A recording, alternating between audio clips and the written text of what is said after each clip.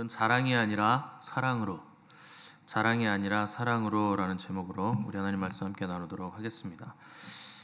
우리는 지난 한 주간에 걸쳐서 3절에서 7절까지 본문을 계속 살피면서 신성한 성품에 참여한다는 것에 대해서 우리에게 자세하게 살폈습니다. 원래 상식적으로 믿음으로 시작을 했으면 원래는 다른 것을 사적으로 붙일 필요가 없는 겁니다. 우리 구원이 믿음으로 구원을 받는 것이기 때문에 구원하심이 보좌에 앉으신 우리 하나님과 어린 양께 있다 하는 것만 믿으면 우리가 믿음으로 다 끝나게 되는 것인데, 베드로는 그 믿음이 기초라 이렇게 말하면서 그 믿음 위에 쌓아 나가야 할 것을 이제 하나하나 우리에게 알려주고 있는 겁니다. 그러니까 신학적으로는 믿음으로 구원을 받아서 하나님 나라의 백성이 됐으면 그걸로 끝나는 문제죠. 근데 신학은 그렇지만 신앙은 그런 게 아닌 겁니다. 그러니까 신학과 신앙은 완전히 다른 겁니다. 신학적으로는 구원은 이런 것이다, 믿음으로 구원 받는 것이다 얘기하면 끝날 문제지만, 우리의 삶의 자리, 실제 삶의 자리인 신앙적인 영역에서는 절대 그런 것으로만 그냥 끝나는, 한번 그렇게 믿고 인정하고 마는 것으로 끝나는 것이 아니라 분량으로 이제 나아가야 된다 하는 것을 우리에게 요구를 하고 있는 겁니다. 그러니까 사람이 20대 후반까지는 성장을 하죠.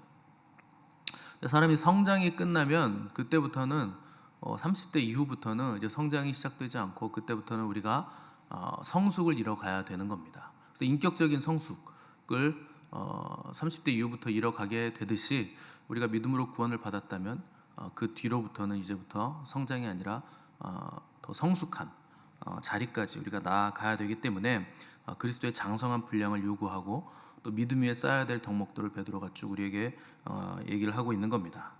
이것이 5절의 그러므로의 의미이죠. 5절의 그러므로라는 접속사가 나온 이유는 그 이제 전에 있는 너희가 정욕 때문에 세상에서 썩어질 것을 피하여 신성한 성품에 참여하는 자가 되게 하셨으니, 그러므로 무엇을 해야 된다 하는 당위성을 우리에게 던져주는 겁니다. 그래서 바로 따라오는 것이, 그러므로 너희가 더욱 힘써야 된다 하는 요구가 바로 따라 나오게 있는 겁니다. 여기서 더욱 힘쓰다라는 명령이 붙었다는 것은 명령이라는 걸 알 수 있죠. 여기 힘쓰라는 헬라어가 수프데인데, 이게 이제 서두르다라는 뜻입니다. 그러니까 힘쓴다라는 것은 서두르다, 재촉해야 된다 라는 의미를 가지고 있는 것이죠. 그러니까 믿음이 있다고 구원을 받았는데 성숙을 위해 서두르고 힘쓰고 재촉하는 삶의 모습이 없다면 신성한 성품에 참여하는 자의 삶이 아니라 하는 겁니다. 그러니까 여러분들이 구원을 받았다면, 우리가 교회 공동체 안에 들어왔다면, 그때부터 재촉하고 나를 재촉하고 힘쓰고 부지런하게 해야 될 일은 이제 성숙함을 위해서 힘을 쓰고 애를 써야 하는 겁니다. 자, 이런 삶의 모습은 혼자 있으면서 그것을 이뤄가는 게 아닙니다. 이것은 공동체 안에서 이루어지는 모습인데, 혼자 이룰 수 없는 것이 성숙이고, 또 혼자 이뤄서 안 되는 것도 성숙이기 때문에, 혼자 이루기가 불가능한 것이 성숙이기 때문에 반드시 믿음의 공동체가 필요하고, 사람들과 함께 부딪혀 가면서 소속감을 가지고서 이 성숙함을 이뤄가야 됩니다. 당연하죠. 여러분들이 혼자 있는데 성숙이 일어나겠습니까? 꼴보기 싫은 사람을 봐야 되고, 나를 해코지 하려고 하는 사람들이 있어야 되고, 옆에 오면 싫은 사람이 있어야 우리의 죄성이 드러나고, 드러나야 그것이 해결되고 성숙함으로 나아갈 수 있는 것이 되는 것이지, 아픈데 그 아픔이 드러나지 않는데 어떻게 수술을 하며 어떻게 그것을 고쳐 나가겠습니까? 당연히 사람들과 부딪혀 가면서 공동체 안에서 성숙이 이루어지는 것 여러분들이 이미 다 알고 계실 겁니다.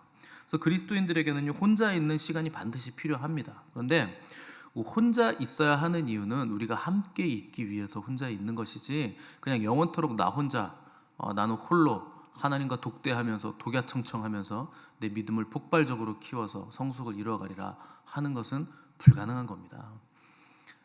하나님은 사람을 그렇게 지으시지 않았습니다. 그래서 소속감을 가질 수 있도록 하나님이 우리를 지으셨기 때문에, 사람이 가장 괴로운 것도 소속감을 박탈당하는 거잖아요. 그러면 왕따가 왜 그게 무서운 범죄겠습니까? 아이들이 왕따를 시킨다? 소속감을 박탈시키는 거예요. 사람의 근본적인 그 생리적인 그리고 타고난 창조 원리가 어딘가에 그룹에 소속되는 건데, 그 소속감을 힘을 가해서 박탈시킨다 하는 것이 가장 잔인한 형벌이 되는 것이고, 그래서 감옥에 가둬놓는다 하는 것은 이 소속감을 박탈시키는 건데, 그 중에서도 가장 문제 있는 사람은 감옥에서도 소속감을 가질 수 없도록 독방에 가두죠. 완전한 홀로 있음이라는 형벌을 그에게 가하는 것이 독방이라는 형벌입니다. 그러니까 소속감을 완전히 박탈하는 것이 사람에게 얼마나 괴로운 것인가 하는 것을 우리가 알 수 있죠. 그런 기독교도 마찬가지입니다. 우리가 홀로 있어야 되는 이유는 함께 있기 위함이죠. 그래서 예수님도 사람들로부터 떨어져서 아버지와 독대하는 시간을 아침 저녁으로 가지셨는데, 그렇게 하셨던 이유는 사람들과 함께 있으면서 그들에게 복음을 전하시고 가르치시고 그들의 모든 연약한 부분들을 고쳐주시기 위해서 이렇게 홀로 아버지와 아침 저녁으로 독대를 하셨던 겁니다.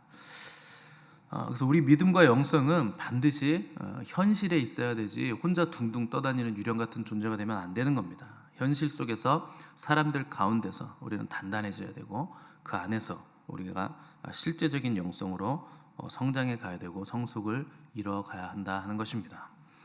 베드로는 신성한 성품에 참여하는 자들의 마지막 덕목에 이제 사랑을 배치를 해놓고 갖다 놨습니다.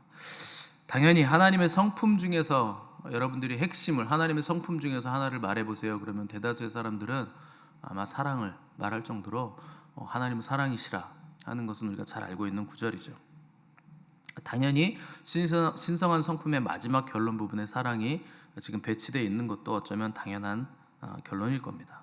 그러니까 항상 중요한 덕목은요, 둘 중에 하나입니다. 맨 앞에 오든지 맨 뒤에 오든지, 이게 중요한 거거든요. 뭔가 성경에서 쭉 열거할 때 맨 앞에 오는 것 중요하고 마지막에 딱 오는 것이 가장 중요한 덕목들입니다. 그래서 맨 마지막에 더할 것은 사랑입니다. 그래서 만약 사랑이 없다면 우리가 지금까지 본 믿음이니 덕이니 지식이니 절제, 인내, 형제의 이런 것들도 사랑이 더해지지 않으면 그 모든 덕목들이 우리의 자기중심적인 욕구들을 충족하는 이기심의 발로로 나를 위해서 존재하는 도구들이 될 수밖에 없을 겁니다. 근데 사랑이 더해지면 그때부터는 방향성이 완전히 바뀌거든요. 죄는 자기중심성이 가지고 있는 겁니다. 그러니까 방향성이 완전히 반대이기 때문에 사랑이 더해지느냐 사랑이 더해지지 않느냐에 따라서 아무리 좋은 덕목, 아무리 뛰어난 것이라 해도 나를 향하는가, 이타심을 가지고 밖을 향해 가는가 하는 것의 방향성에 완전히 180도 다른 방향을 갖게 돼 있습니다. 그래서 이 이기심을 자기중심성이라, 죄라 이렇게 부르는 것인데, 죄의 속성인 이 자기중심성, 이기심과 사랑의 속성인 이타심은 절대 함께 갈 수가 없는 겁니다. 사람이 이기심이 발동하면요, 믿음도 자기중심성을 향하게 만드는 겁니다. 그래서 하나님을 믿는다고는 하는데 자기중심성이 발동되면 내가 복을 받아야 되고, 내가 다른 사람보다 믿음이 더 좋아야 되고, 내가 무언가를 얻어야 되고 성취해야 되고, 이렇게 믿음을 쓰는 거죠. 그럼 하나님을 믿는 것이 아니고 그건 결국 나를 믿는 겁니다. 겉으로 보기에는 입으로는 하나님을 믿습니다 하는데 그 의도가 중심에 하나님이 있지 않고 내가 있기 때문에 그거는 하나님을 향한 믿음이 아니고 나를 향한 믿음이 되는 거죠. 근데 하나님은 도구로 전락을 하는 것이고, 그 도구를 이용해서 나의 유익, 나의 어떠함, 나의 성취, 나의 욕심을 이뤄가는 것으로 쓰기 때문에 그 믿음의 중심은 나이기 때문에 하나님을 향한 믿음이 아니고 나를 향한 믿음이 될 수밖에 없는 거죠. 그것을 우리가 우상숭배라 이렇게 부르는 겁니다. 하나님을 믿는다는 것은 원인도 과정도 결과도 그 모든 것들이 다 하나님을 향해 있을 때 우리가 그것을 온전히 하나님을 믿는 믿음이라 이렇게 부르는 겁니다. 근데 온통 초점이 나에게 맞춰 있다. 그 믿음의 결론도 결국 나다. 그건 하나님을 믿는 것이 아니고 자기를 믿는 믿음인 거죠. 우상숭배고 내가 주인된 믿음이 될 수밖에 없는 겁니다. 그러니까 믿음이라는 원의 중심에 항상 누가 계셔야 됩니까? 하나님이 계셔야죠. 당연히 그게 하나님을 믿는 믿음입니다. 근데 어떤 사람은 연약한 믿음일 수도 있고 어떤 사람은 강한 믿음을 가질 수도 있겠죠. 근데 강하든 연약하든 그 원의 둘레가 크든 작든 그 중심에 하나님이 계시면 그 믿음은 참 믿음입니다. 그래서 어떤 사람은 원의 둘레가 50m 정도 되는 큰 믿음을 가졌어요. 근데 중심에 하나님이 계신다. 좋은 믿음이고 참 믿음이다. 근데 원의 파이가 50cm밖에 안 돼요. 근데 그 중심에 하나님이 계신다. 그건 참 믿음입니다. 거짓 믿음이 아니고 참 믿음인데 아직 연약한 믿음, 아직 성장이 필요한 믿음이라 이렇게 부를 수는 있겠지만 원중심이 하나님이 계시면 그건 참 믿음이 되는 것이죠. 근데 원의 파이가 500km라고 해도 그 원의 중심에 내가 있으면 거짓 믿음입니다. 그러니까 원의 크기하고는 상관이 없는 거예요. 믿음이 연약한가 강한가 상관없이 그것이 참 믿음인가 거짓 믿음인가를 따질 때는 그 원의 중심에 하나님이 계신가 아니면 내가 있는가, 그것을 보고 참 믿음과 거짓 믿음을 따질 수가 있는 겁니다. 믿음이 있고 덕이 있고 지식이 있고 절제와 인내가 있고 형제 우애도 있는데 경건한데 그 덕목들을 가지고 내가 잘난 줄 안다면, 그것이 나의 자랑이 된다면, 그 덕목들을 가지고 있기 때문에 그것이 없는 사람들을 정죄하고 판단한다면 그건 자기중심적인 믿음을 가지고 있다는 겁니다. 그러니까 그런 사람들은요, 자기 자랑이 나오는 사람들은 신성한 성품을 향해 가고 있는 것이 아니고 인간적인, 아주 지극히 인간적인 그리고 자기중심적인 믿음, 성품을 향해서 지금 계속 나아가고 있다는 것을 우리가 깨달아야만 한다는 것이죠. 사람이 한 곳에 머물러서 멈춰 있으면 자기중심적이 될 수밖에 없어요. 이상하게도 사람은 많으면 그리고 크면 그리고 머무르면 썩게 돼 있습니다. 자기에게 집중하게 돼 있고 멈춰 있기 때문에 다른 사람을 보지 못하고 나를 바라보고 그 모든 자원들을 가지고 나를 위해서 그것을 사용하려는 죄의 관성을 가지고 있는 거죠. 그래서 바울은요, 고린도전서 13장에서 사랑에 대해서 사랑이 없으면 내가 아무것도 아니요, 아무것도 아니라는 거예요. 그냥 뭔가 우리는 내가 자랑할 것이 많고 되고 싶고 내세울 것이 많은데 바울은 사랑이 더해지지 않으면 아무것도 아니다. 그냥 공중에 떠다니는 티끌 같은 먼지도 되지 않는 겁니다. 그냥 아무것도 아닌 존재, 아무것도 볼 수 없는 존재가 되는 것이죠.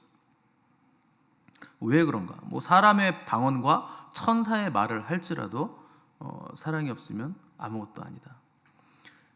그 사랑이 없으면 그 방언을 많이 하고 그 메시지를 전한다고 할지라도 그 방향성이 이타심이 아니라 이기심을 향하고 있다면 그거는 천사의 말이 아니고 마귀의 말로 바뀌는 겁니다. 방향성이 나에게로 바뀌었기 때문에 아무 유익이 없다는 거죠. 우리가 아무리 좋은 말을 해도 사랑 없이 하는 좋은 말 때문에 상처를 받죠. 그렇잖아요. 자녀들이 왜 상처를 받습니까? 여러분이 틀린 말에서 상처받습니까? 공부 안 해! 이렇게 얘기하면 좋은 말이죠. 공부를 하라는 좋은 말이고 맞는 말이잖아요. 근데 그걸 우리가 사랑이 없이 맞는 말을 하기 때문에 이게 상처가 되는 거잖아요. 결국에는 너 그런 식으로 해가지고 대학은 가겠냐? 맞는 말이죠. 그런 식으로 하면 대학 못 가죠. 너 그렇게 해가지고 먹고 살 수는 있겠냐? 맞는 말이죠. 그렇게 하면 먹고 살지 못할 가능성이 많겠죠. 맞는 말, 좋은 말, 합당한 말, 지당하신 말씀인데 그 말이 사랑이 없기 때문에, 사랑이 없으면 그거는 천사의 말이라 할지라도, 너무나 맞는 말이라 할지라도 그건 마귀의 말이 되는 겁니다. 상처 주는 말이잖아요. 그래서 옳은 말씀, 지당하신 말씀인데 사랑이 없으면 천사의 말을 한다 해도 아무 소용이 없다 하는 것을 바울이 고린도전서에서 13장에서 얘기를 하고 있는 것이죠. 예언하는 능력이 있어 모든 비밀과 모든 지식을 알아도 소용이 없다고 또 바울이 얘기했습니다. 그러니까 예언을 할 수 있어요. 모든 비밀과 모든 지식을 다 알아요. 그런데 거기에 사랑이 빠지면 어떻게 될까요? 너 어제 무슨 죄 지었지? 내가 무슨 관시법도 아니고 내가 기도해봤는데 어제는 어디 갔다 왔지? 무슨 죄 졌지 거기서? 회개해야 돼. 앞으로 이런 일이 생길 건데 예언을 하니까 앞으로 이렇게 될 건데 내 말 잘 들어야 돼. 내가 다 인도해 줄게. 여러분, 사랑이 빠지면 그 예언은요, 상대를 협박하고 조종하려고 하는 말이 될 수밖에 없는 겁니다. 예언하는 능이 있어 모든 비밀과 모든 지식을 알아도 사랑이 없으면 그때부터는 그 예언은 능력이 아니고 권력이 되는 거죠. 내가 조종하고 상대를 압제하려고 하는, 내 주도권 안으로 그를 이제 데리고 들어와서 내가 조종하려고 하는 그런 권력이 된다는 겁니다. 또 산을 옮길 만한 믿음이 있을지라도 사랑이 빠지면 그 믿음으로 나를 위해서 쓰고 싶은, 내가 잘 먹고 잘 살고 나에게 어떠한 것을 가져오는 도구로 그것을 쓰고 싶은 믿음이 되는 것이죠. 그러니까 사랑이 빠지면 그냥 그 믿음은요, 무슨 명분이나 자아실현, 내가 내 몸을 불사르게 내어주는 일을 할지라도 순교의 모습을 가지는 사람, 불사르게 내어준대잖아요. 그 내 몸을 태워라, 이런 열사라 그러잖아요. 우리가 민주화 운동하면서 막 자기 몸을 태우시는 분들도 있는데, 근데 그게 사랑이 빠져버린 그런 순교라면, 그런 죽음이라면, 내 몸을 불사르게 내어주는 일이라면 그것은 그냥 자아실현이죠. 내가 믿고 있는 어떤 그 의식, 이데올로기를 위해서 그냥 내 몸을 던지는 자아실현, 자기 명분, 자기 만족의 도구가 될 뿐이라는 겁니다.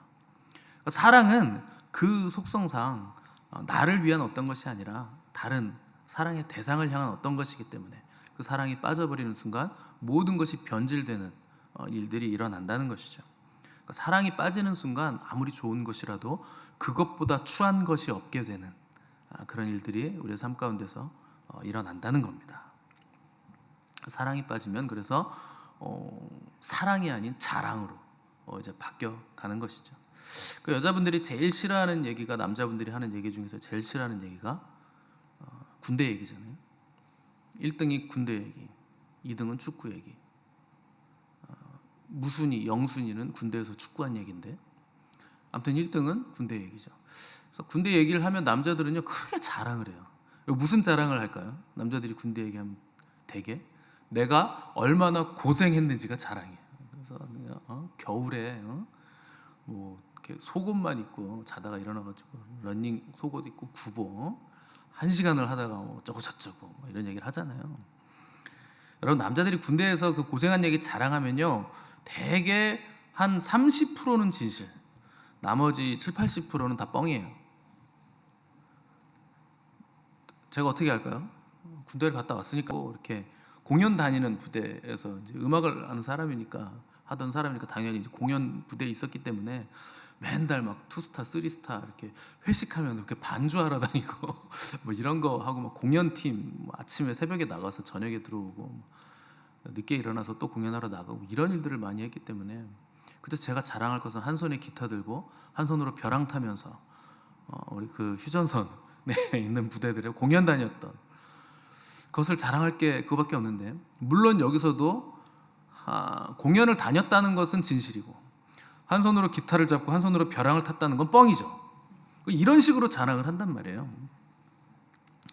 어떤 분들은 행군을 몇 킬로 했는데 발꿈치가 발바닥이 여기서부터 여기까지 다 찢어서 이렇게 열어서 볼 수 있을 만큼 찢어졌다는 둥, 이런 식으로 자랑을 하고, 축구를 오전에 전반 뛰고 오후에 후반전 뛰고 이런 식으로 자랑을 어쩌네 저쩌네 하는데, 그러다가 이제 한 사람이 특전사 나왔다거나 해병대를 나왔다거나 하면 모든 사람들은 입을 닫아야 됩니다. 해병대 특전사인데 거기다가 해병대 수색대를 나왔다 그러면, 해수색이다 그러면 그러면 당신이 1등이요 이런 식으로 되는 거죠.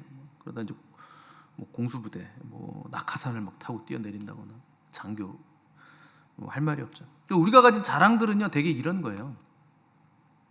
내가 자랑하는 그것보다 더 센 자랑이 나오면 다 입을 닫아야 됩니다. 세상은 그런 거죠. 그래서 돈이 많다고 자랑을 하면 나보다 돈 많은 사람이 나올 것이고, 내가 싸움을 잘한다고 자랑하면 나보다 싸움 잘하는 사람이 있을 것이고, 내가 힘이 세다고 팔씨름을 잘한다고 하면 나보다 팔씨름 더 잘하는 사람이 반드시 있기 마련이죠. 옆에 있는 사람을 이겼다고 해도 분명히 다른 사람이 나를 이기는 자랑들이에요. 그래서 우리가 자랑할 것은 그런 자랑들이 아니고, 성경은 우리에게, 바울은 우리에게 뭘 자랑하라고 하는가? 예수 그리스도의 십자가만을 자랑해야 된다. 그러니까 그리스도의 십자가를 자랑하는 사람은요 가장 높은 수준의 자랑을 하는 겁니다. 누구도 그리스도의 십자가보다 더 내세우고 자랑할 것을 가진 사람은 없는 거예요. 세상에 그런 사람은 없는 겁니다. 근데 우리 안에서 예수 그리스도의 십자가가 아니라 내가 가진 어떤 것, 그리고 내가 받은 어떤 은혜, 믿음이라도 그 위에 덕이라도 어떤 지식, 또 인내, 이런 것들, 경건, 이런 것들이 우리의 자랑이 되는 순간 변질된 거예요. 나는 경건을 가졌는데, 경건의 모습이 있는데 너는 왜 그렇게 안 해? 이렇게 하는 순간 우리는 변질된 겁니다. 예수 그리스도의 십자가를 자랑하고 있는 게 아닌 거예요. 내가 지금 자랑의 대상이 된 겁니다. 원래 의도는 그게 아니었을지라도 십자가의 감격이 사라지는 순간 십자가 아닌 것을 자랑하게 된다는 거죠. 때문에 우리가 그리스도의 십자가 외에 내가 다른 것을 자랑하고 있다, 자랑 삼고 있다면 우리의 신앙이 지금 길을 잃었다라는 증거가 되는 겁니다. 믿음이라도 덕이라도 형제 우애라도 경건이라도 인내라도 내가 그것이 자랑이 되는 순간, 사랑이 되지 않고 자랑이 되는 순간 나는 지금 내 신앙의 길을 잃었다 하는 것을 여러분 생각을 하셔야 됩니다. 예수님은요, 하나님이 세상을 이처럼 사랑하사 독생자를 주셨으니 라고 직접 말씀하셨습니다. 여러분, 누가 사람의 죄를 사하기 위해서 하나뿐인 자기 아들을 십자가에 내주어서 죽게 할 수가 있겠습니까? 이게 우리의 자랑인 거예요. 근데 예수님 당시에 그 십자가는요, 결코 자랑할 만한 것이 아니었습니다. 십자가는 사람을 어떻게 하면 가장 잔인하게 죽일까를 위해서 고안된 형틀이에요. 죽음 자체보다 죽음에 이뤄가는 그 과정을 가장 수치스럽고 모욕적이게 이 사람에게 형벌을 가할 것인가, 그리고 어떻게 하면 가장 최대한 천천히 고통을 당하면서 수치와 모욕을 당하면서 죽게 만들 것인가를 고민하고 고민해서 만들어낸 형틀이 바로 십자가입니다. 어떻게 하면 더 철저하고 잔인하게 고통을 줄 것인가. 그래서 인류 역사상 가장 잔인한 형벌이었던 거예요. 그래서 로마인들에게는요, 절대 로마 시민들에게는 십자가형을 줄 수 없다는 법이 있었을 정도로 십자가는 가장 모욕적이고 수치스럽고 잔인하고 고통스럽고 멸시를 당하는 목적을 두고 고안된 인류 역사상 가장 잔인한 형벌의 틀이었습니다.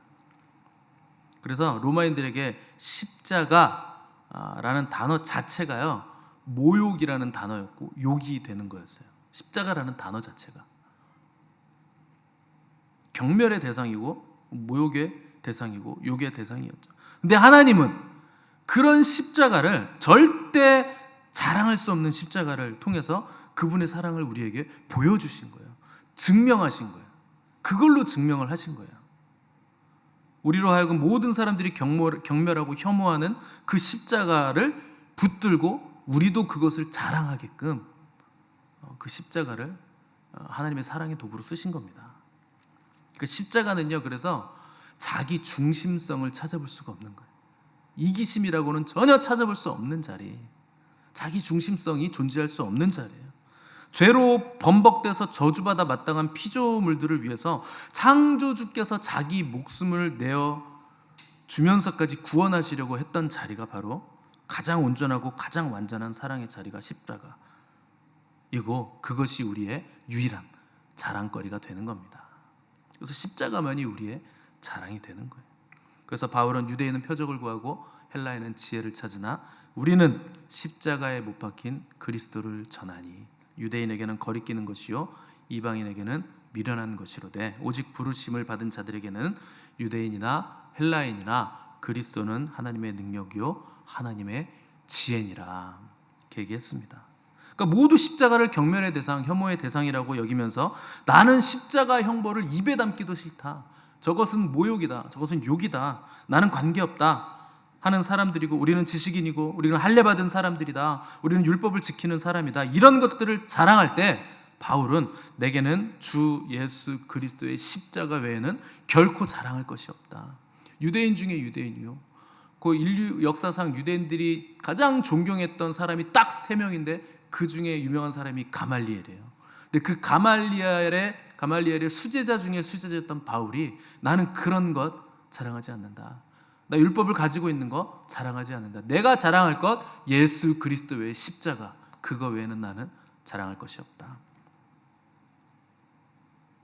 그리스도로 말미암아 세상이 나를 대하여 십자가에 못 박혔고 내가 또한 세상을 대하여 십자가에 못 박혔다. 나는 그것밖에 내세울 것이 없고 자랑할 것이 없다 하는 것이 바울의 고백이었던 겁니다.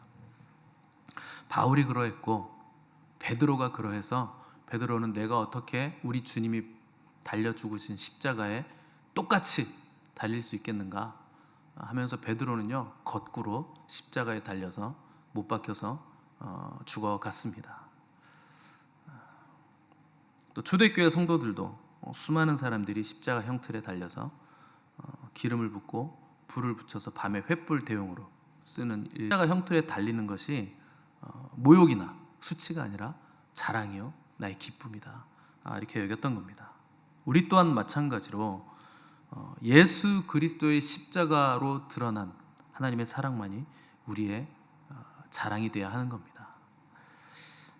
그 사랑을 우리 또한 성령님을 통해서 부음받아서 우리도 그렇게 사랑하는 자리로 나아가는 것이 오늘 베드로의 표현에 의하면 신성한 성품에 참여하는 자라, 우리가 그 자리로 나아가야 된다 하는 것을 말하면서, 우리가 신성한 성품에 참여한다면 최종적인 삶의 자리에는 반드시 예수 그리스도의 사랑의 자리인 십자가, 그 십자가의 사랑이 우리에게도 나타나야 된다 하는 것을 우리에게 도전해주고 있는 겁니다. 바울 사도는 예수 그리스도를 믿어 하나님의 백성된 성도들을 건물로 비유했습니다. 그래서 이 건물로 지어져 가는 것이 베드로의 표현에 의하면 신성한 성품에 참여하는 것이라 이렇게 표현이 된 것이죠. 그 건물의 가장 밑바닥 기초가 바로 믿음이라는 것이 우리의 기초가 되는 겁니다. 그래서 그 기초를 두고 그 위에 한 층을 쌓을 때 믿음 위에 덕을 쌓는 것이고, 그 다음 층을 쌓을 때 지식을, 그 다음 3층은 절제, 4층은 인내, 5층은 경건, 또 6층은 형제 우애를 쌓는 것이고, 마지막 7층은 이제 사랑을 그 위에 세워 나갈 때 각 사람마다 예수 그리스도 안에서 서로 연결해서 성전으로 우리가 지어져 가게 되는 것이고, 그리스도 안에서 성령 안에서 하나님이 거하시는 처소로 우리가 지어져 간다. 바울은 이렇게 표현을 한 겁니다. 그래서 우리는 이 성전으로, 건물로 우리가 지어져 올라가야 되는 것이고, 매 층을 올릴 때마다 나에게 무엇이 부족한 것인가 하는 것을 우리가 돌아보셔야 됩니다. 그래서 또한 나만 잘 짓고 세워져 가는 것이 아니라 다른 이들도 잘 지어져 가고 있는지 우리가 서로 돌아봐야 되고, 부족함들을 메꿔주고 사랑과 선행을 격려하는 공동체의 모습으로 우리가 세워져 나가야 하는 겁니다. 혹시 어제까지는 사랑이었는데 오늘은 자랑으로 변질된 것은 아닌가 돌아보셔야 되고, 어제는 신성한 성품에 참여하고 있었는데 오늘은 인간적인 성품으로 변질되고 있는 것은 아닌 것인지 우리가 두렵고 떨리는 마음으로 돌아보는 자세들을 가지셔야 됩니다.